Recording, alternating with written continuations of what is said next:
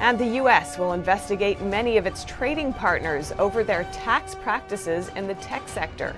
It's concerned some nations are treating American companies unfairly.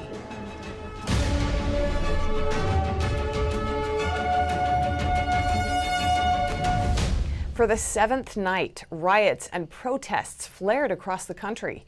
The president urged governors to dominate their streets before nightfall. And so far, 28 states have activated the Army National Guard. NTD's Miguel Moreno has more. Monday was marred by another night of rioting, peaceful protests eventually descending into looting, fires, and violence against police officers in multiple cities. Before nightfall, Trump urged governors to dominate their streets by deploying the National Guard. As of Tuesday, 28 states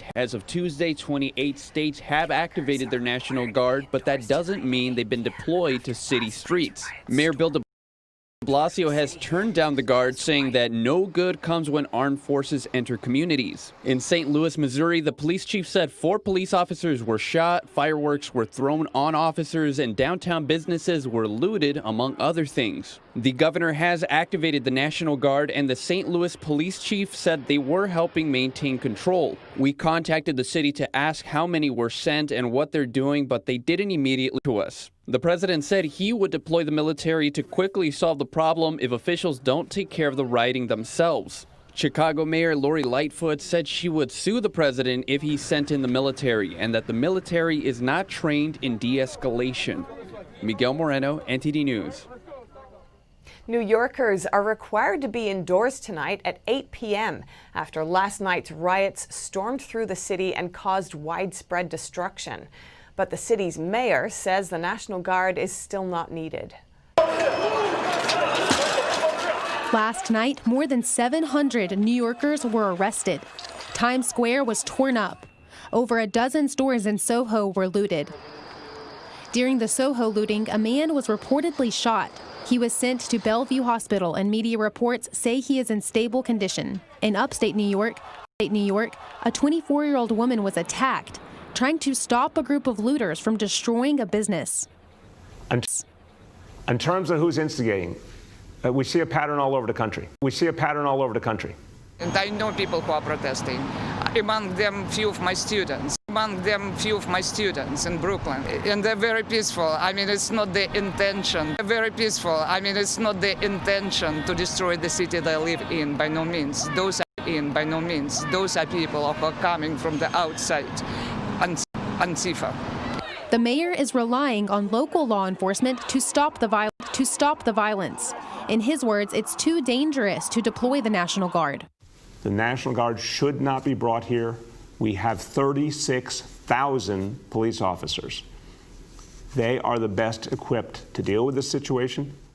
But the governor does not think de Blasio is doing enough to stop the violence. Look at the videos. It was a disgrace.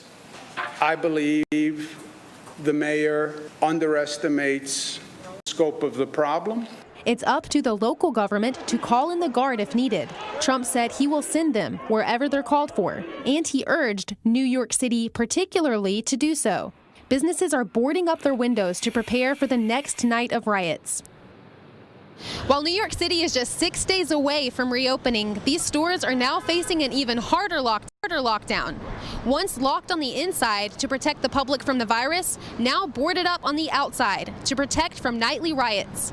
Workers are being sent home early, and New Yorkers say they're ready for violence to end soon. Melina Weisskopf, NTD News, New York. Many protesters and residents in New York City say the violence is only creating more division. Some protesters say people who were not part of the protests started the riots and looting. And some residents are helping business owners board up their windows to protect their shops. Our reporter Kevin Hogan has more. Peaceful protesters have demonstrated in New York City over the last several days to stand to injustice over the death of George Floyd in Minneapolis police custody. A protester told NTD people who are not part of the protests are rioting and looting. A lot of things, a lot of riots, a lot of looting was started by people who weren't even trying to do the protest. I think a lot of people just took advantage of the situation and tried to just loot and just do whatever they want with no consequences. Tonight is more peaceful. I mean, they asked for NYPD to take a knee. 2 officers took a knee, and a few people started throwing stuff at them, and we immediately stopped it.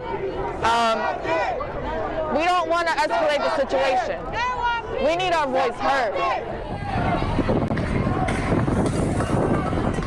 A resident in Lower Manhattan says this kind of violence is not normal. She says she wouldn't be surprised if there was some outside influence involved, even possibly from a foreign country. People are trying to divide us even more. This is just more a divisive issue. I think that's what's coming from it. A man that lives above a small shop came down to board up the windows to protect it. He says there is not enough police to stop the looting. He's against the violence that happened to Floyd, and he says violent protests are not the way to stand up to it.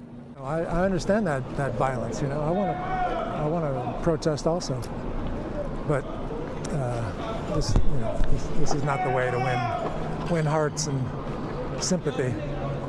The protester mentioned that black parents often have to coach their children on how to interact with the police, a problem that not as many white families have to deal with. Around 3,000 protesters marched to Brooklyn's Barclays Center on Sunday night. Kevin Hogan, NTD News, New York. The president is focusing his attention on faith. He signed an executive order today approving $50 million in federal funding for programs that help advance international religious freedom. New action on religious freedom has been approved by the White House. President Trump authorized an executive order Tuesday afternoon, one centered on religious freedom. The signing came hours after the president and First Lady took a trip to the John Paul II National Shrine in Washington. There, they laid a ceremonial wreath to mark the 100th anniversary of St. John Paul II's birth. Their visit was a quiet one compared to Trump's appearance at the historic St. John's Episcopal Church on Monday. Crowds protesting the death of George Floyd and some members of the church's clergy were reportedly cleared from the area with tear gas. Soon after, the president held a Bible out front, a move criticized by some religious leaders. And in other news, we've heard a lot about forced lockdowns across the nation, but not so much about the small number of states that left the decision up to the people. One economic policy expert from South Dakota is calling them the 5 free states, and he points out the one thing these states have in common. Most U.S. states ordered residents to close businesses and stay home, but some states didn't. North Dakota, South Dakota, Nebraska, Iowa, and Arkansas. What do they all have in common? But they also all share this deep, religious sensibility. South Dakota's governor has repeatedly said she aims to keep power in the hands of the people. Economic policy expert and South Dakota resident Robert Wright says normal life wasn't severely disturbed there like in other states. He says it's most likely because of residents' strong spiritual foundation. We were all kind of surprised at the policy decisions being made in most other states because, the virus is, in a sense, an act of God. Natural death out here is not feared. Saying that while they believe people shouldn't be reckless, it's just common sense mitigation rather than a government saying, no, none of you can do this under any circumstances. In South Dakota specifically, any businesses that want to open have been allowed to since late April. And still, the hospitalization and death rates there haven't been any worse than the states that locked down completely. He says times like these call on people's wisdom to recognize the difference between what they can change and what they can't. Melina Weisskopf, NTD News. People in 8 states are voting in primaries in person and by mail. Some see it as a test of what voting might look like come the general election this November. 8 states plus Washington, D.C. are holding primary elections. It's the biggest test yet of officials' readiness to manage a surge of mail-in ballots and the safety risks of in-person voting during virus-related lockdowns. It's the largest day of voting since the pandemic began. It will serve as a dry run for the November 3rd general election and offers a glimpse of the challenges ahead on a national scale. But the voting could be complicated in some areas by George Floyd protests. Philadelphia's mayor said a city curfew would not be enforced until 30 minutes after polls close. Voters and poll workers in Washington, D.C. will be exempt from that city's curfew. 4 states already delayed their primaries from earlier in the year. Other states encouraged or expanded mail-in voting. That led to record numbers of mail-in ballots in many states, along with an explosion of questions, confusion, and reports of delayed or lost ballot applications. Most states will sharply reduce the number of in-person polling places as officials struggle to recruit workers. Officials say the time it takes to count the flood of mail-in ballots could delay the election results. The primaries bring with them a partisan brawl over voting by mail. Some see it as a safe way to cast their vote, but others, including President Trump, see it as ripe for fraud. The U.S. is launching an investigation into whether other countries are unfairly taxing American tech companies. Several European countries are considering digital taxes on Google and Facebook's local businesses. It could mean new tariffs for America's trading partners. The Office of U.S. Trade Representatives said on Tuesday it will investigate a number of America's trading partners. The USTR wants to review how other countries are taxing U.S. tech companies. The move could mean new tariffs. The USTR chief says the president is concerned that many trading partners are using tax schemes that are unfair to American companies. He also says it will defend American businesses and workers against any such discrimination. The Section 301 probe is the same type of investigation that Trump launched into China's technology and IP transfer practices nearly 2 years ago. The USTR said this investigation would cover digital taxes in the EU, Britain, India, and a handful of other countries. It requested meetings with these governments. The trade agency says the probe would first focus on whether U.S. companies are being taxed unfairly and if the taxes differ from international norms. Differences may include taxing revenue instead of profit or penalizing specific tech companies for their financial successes. Several European countries are currently considering digital taxes on American companies like Facebook and Google. Up next, the final results are in after Wuhan's initiative to test all of its residents. The results may surprise you. More on that when we return.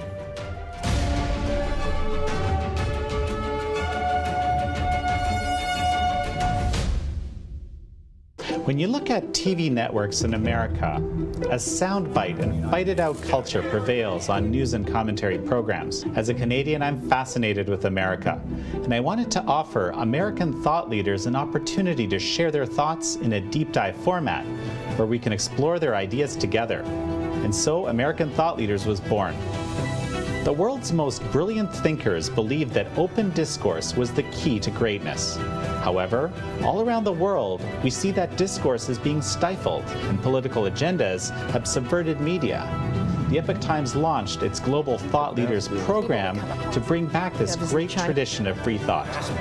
As the host of American Thought Leaders, every week I interview some of the most intriguing minds on the most pressing issues of our time. Be sure to check out our new episodes every week.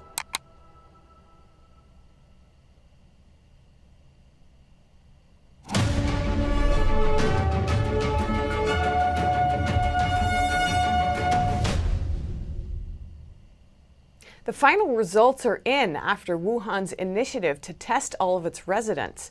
The results may surprise you. NTD's Tiffany Meyer brings us more. Last week, we reported on Wuhan's initiative to test every one of its residents.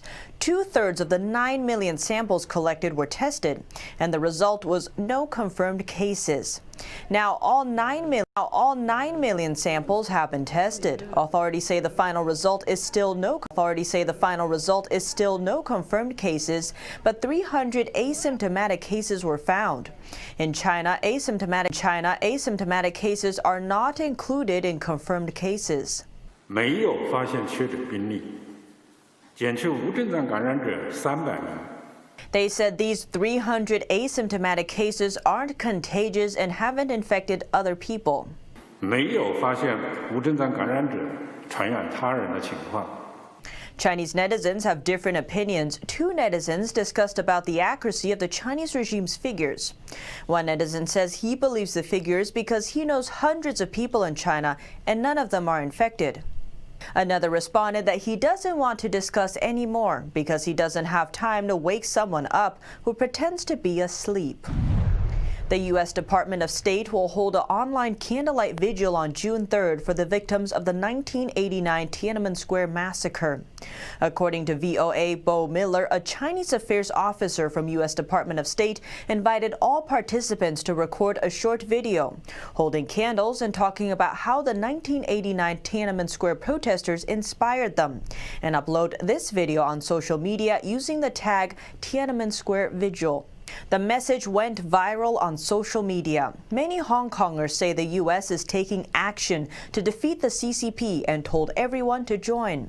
Organizations, religious groups, individuals, and media from New York, Los Angeles, and Hong Kong are also holding commemorations of different forms and sharing this message with the world. African authorities issued a notice saying 268 nationals have been evacuated from China amid virus concerns and alleged racial discrimination.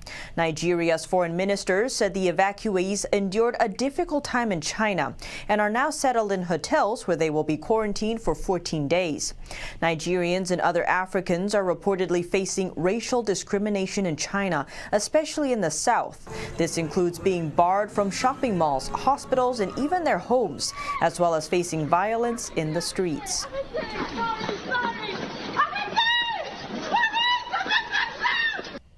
House Speaker Nancy Pelosi signed a bill Tuesday that toughens the U.S. response to China's brutal crackdown on ethnic minorities. It sends a clear message to China of U.S. support, hoping to push Beijing on human rights. Over the years, there has been a real commitment to shining a bright light on human rights violations in China, and to say to those who are affected by that, you are not alone. The House and Senate passed the bipartisan bill. It would impose sanctions on Chinese officials involved in the mass surveillance and detention of Uyghurs and other ethnic groups in the western Xinjiang region. This is a genocide. More than 1 million people are in concentration camps. Millions more are harassed every single day. The measure now needs a signature from President Donald Trump. The president says he'll very strongly consider it. U.S.-China tensions are high over the Chinese regime's handling of the CCP virus outbreak and Beijing's plan to restrict civil liberties in Hong Kong. The UK's Foreign Secretary today saying Britain has a duty to the people of Hong Kong. Beijing is increasingly drawing Hong Kong into its orbit, and there's more pressure on the UK and the world to act. Our UK correspondent Jane Werrell reports from London. British joint declaration. The UK Foreign Secretary speaking in Parliament saying the UK will stand by the people of Hong Kong if China follows through with what it calls a new national security law. And Mr. Speaker, I hope the whole House agrees that we as the United Kingdom have historic responsibilities, a duty, I would say, to the people of Hong Kong. If Beijing follows through with its repressive law in Hong Kong, the UK says it will extend visa rights to some Hong Kongers who have a BNO passport. It would mean they will be able to study and work in the UK for up to 12 months. Anyone who was born before 1997 in Hong Kong is eligible for one. That's about 3 million Hong Kongers. But many say more needs to be done, like the last governor of Hong Kong, Chris Patten, who spoke online on Tuesday during a House of Lords debate. I welcome what the government have said about passports, but there is a lot more to do to demonstrate our legal and moral obligations to what was, of course, a British colonial territory. He led an effort of what's now 787 politicians and policymakers in 38 countries who called out Beijing's move, describing it as a flagrant breach of the Sino-British Joint Declaration. I think every democratic nation would see this as being a huge step backwards. I think it's very important now that all democratic states who are critical of these actions stand together and put pressure on China to back off. The new law is a mortal blow to the city's freedoms, and an increasing number of politicians are pushing for a global response. Jane Werrell, NTD News, London. Coming up, Paris residents emerge from their homes as lockdown measures ease. Hear from some of them on what it's like to be back outside after the break.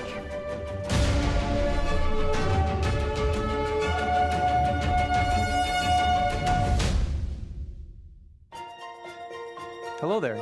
Doesn't it feel like we're moving further away from the very values that our republic was built upon? And the media in our country have just been adding fuel to the flame, which is why you need to try The Epoch Times. It's pure, honest journalism that's restoring traditional values and reports the news with no spin, no hidden agendas, and no false narratives. So if you want to know the truth about the FISA abuse that took place during the 2016 election, or how socialist and communist ideologies have been infiltrating our society, or how the Chinese Communist Party's cover-up led to this global pandemic, and so much more, then you need to try The Epoch Times. And for a limited time, you can try the paper yourself for a full month for just $1, and we'll send you a very special gift. A 58-page magazine that investigates the truth behind the Chinese Communist Party's cover-up of the virus. So go to readepoch.com, try The Epoch Times, get your free gift, and stay truly informed.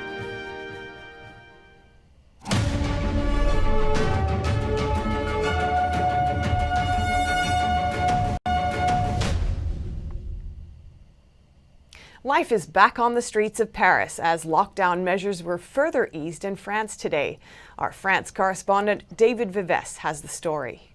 Everyone out. This is the phrase millions of French have been waiting to say as parks, cafes, and restaurants reopen after weeks of lockdown. In the Butte Chaumont Park, walkers mix with joggers and people practicing Qigong. It's great. It's just great. Just great. To practice exercise, to practice Qigong, you know, and outside it's like, wow, life again, you know? In Luxembourg Park, which opened this weekend, the crowds were huge and the little boats were sailing. I have a balcony, but it was really frustrating for me to stay home for 2 months. Now I find nature again. That's extraordinary. We need to see life around us.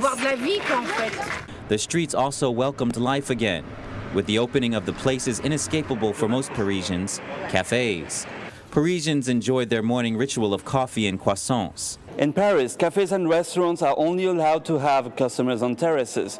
In some areas, the city hall has closed streets to cars, allowing restaurants to welcome more customers. That's the case for this cafe at Bastille that has a large terrace.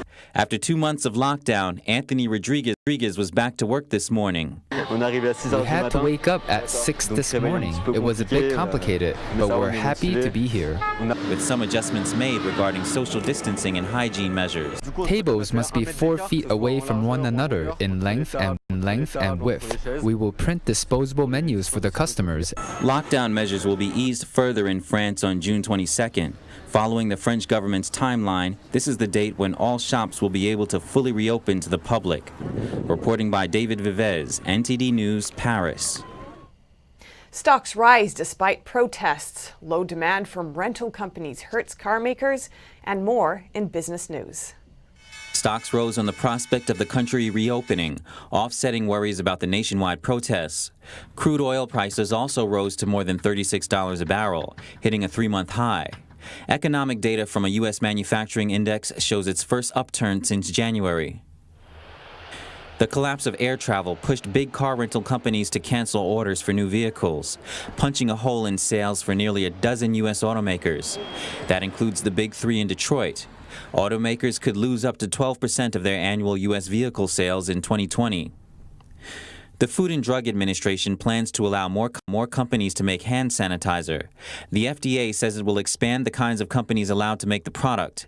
That's because the demand for sanitizer is outpacing the supply during the pandemic. The European Commission is trying to change the way drugs are made. This is an effort to prevent shortages and improve drug distribution. People are recognizing flaws in the healthcare system and the EU's dependency on foreign supplies, mostly from China. The EU has long experienced drug shortages. The pandemic only made things worse. Coming up, people in the Netherlands are dining inside mini greenhouses to maintain social distance as the country slowly recovers from the pandemic. Find out more on the creative solution when we return.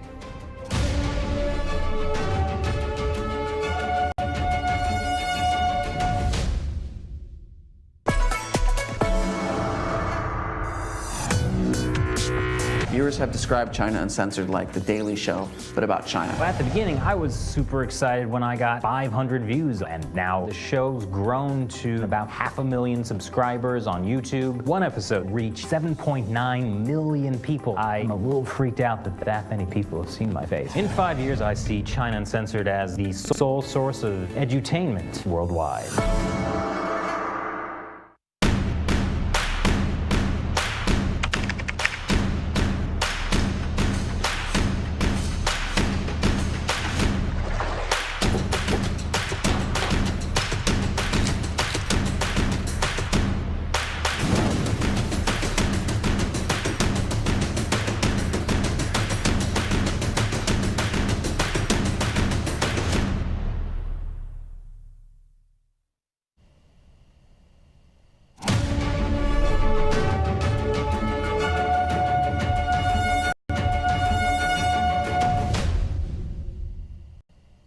A restaurant in the Netherlands is taking precautions that are downright beautiful as the country eases its lockdown restrictions. It's providing its customers in-greenhouse dining. Each table is inside a small glass house so people can maintain social distance. In many parts of the world, the virus pandemic has reached its peak and is now finally beginning to dwindle. But some are saying we aren't out of the woods yet. This restaurant in Amsterdam is playing it safe by using these small greenhouses. They were originally meant for plant-based art projects. It's only that Corona forces to think again and say like, hey, maybe it's also nice for humans to sit in. The greenhouses help keep social distance by separating the customers from those who aren't dining with them. Waitresses bring the food to them by using a long wooden plank. Some diners said it's a nice experiment, but they miss the social interaction. Other diners notice a twist of irony to this new element of the dining experience. And it's really odd to see that we are in a greenhouse and the food is prepared from the vegetables that are grown in their backyard. So it's the other way around, you see? The restaurant's owner says that one good thing to come out of the pandemic is that people are being creative and trying new things. And that's all for now. Thanks for tuning in. I'm Stephanie Cox.